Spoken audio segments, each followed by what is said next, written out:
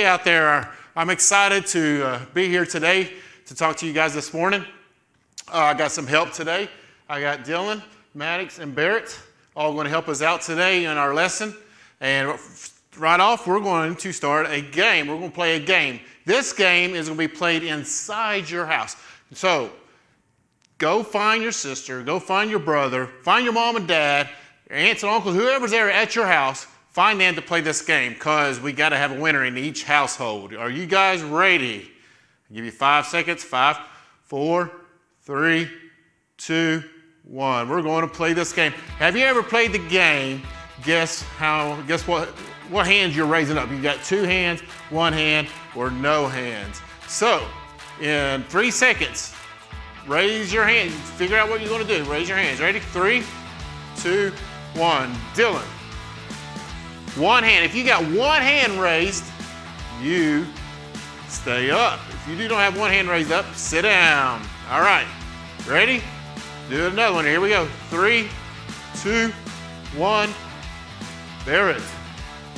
No hands. If you have no hands at all, you stay up. But the other people, everybody else has to sit down. Everybody has to sit down. All right. Ready? 3, 2, 1. Maddox.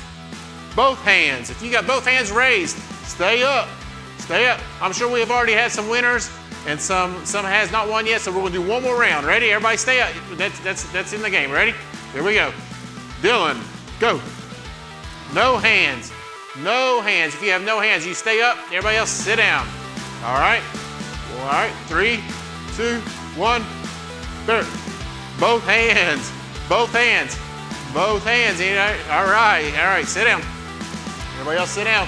Last one. Last one. Here we go. 3, 2, 1. Maddox. 1 hand. 1 hand. All right. If you got 1 hand raised, you are the winner.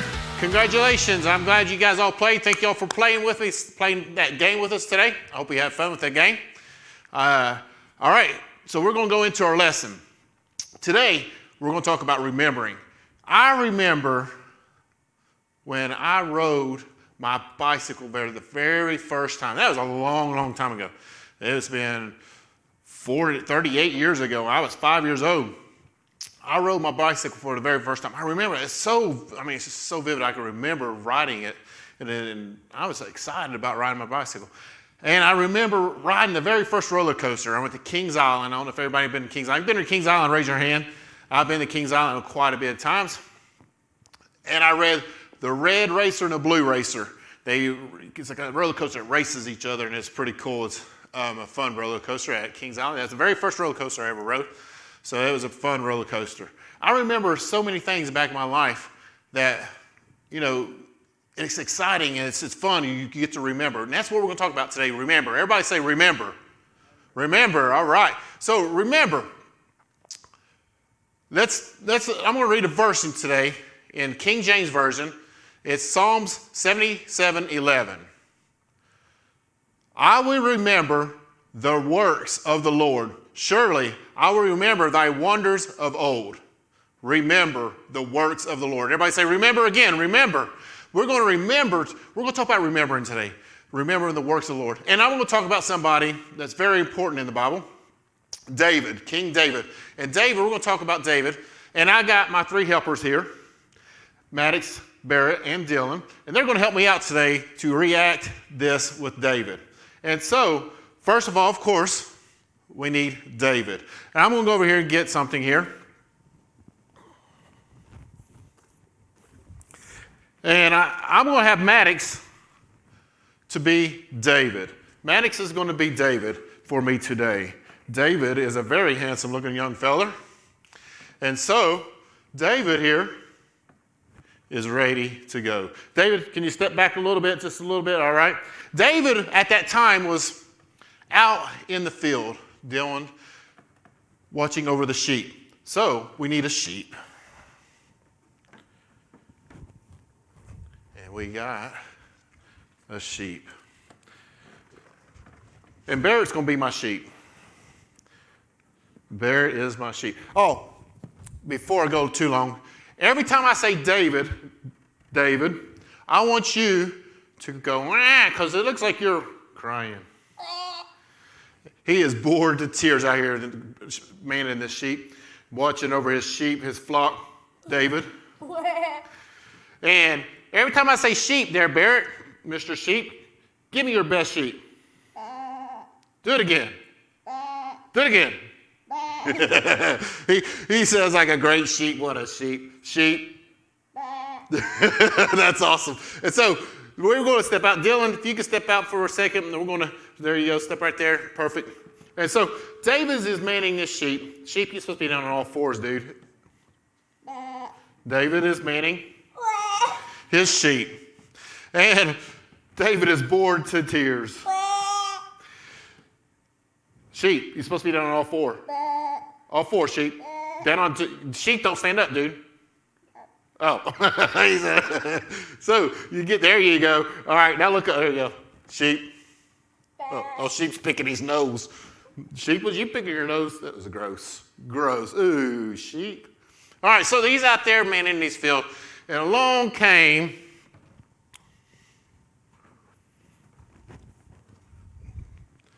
a big, old, ugly bear.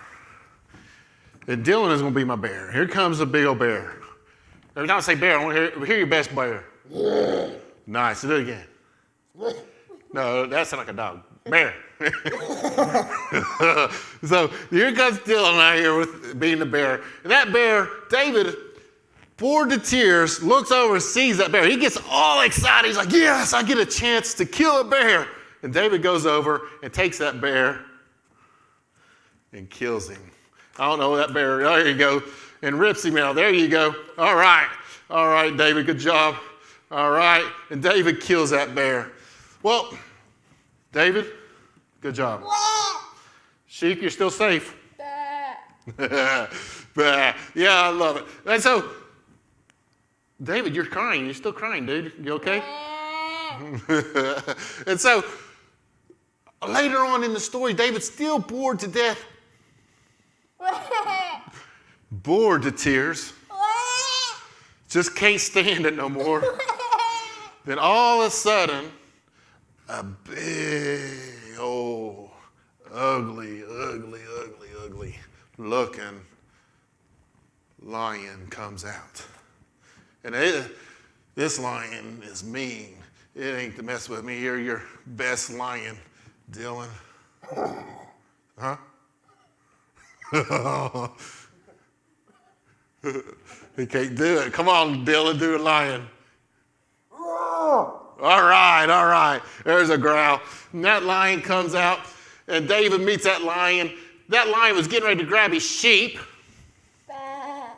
And right when he grabs his sheep, David comes and tackles him and tears him down and rips his mouth apart and gets the sheep out of his mouth. And David stands up triumph. He is the best. Yeah, David. Wah, yeah. And so the lion is beaten and it is gone. And see you later, lion. You're done for. And the sheep is still safe. Good sheep. That sheep he is just so pleased with David right now.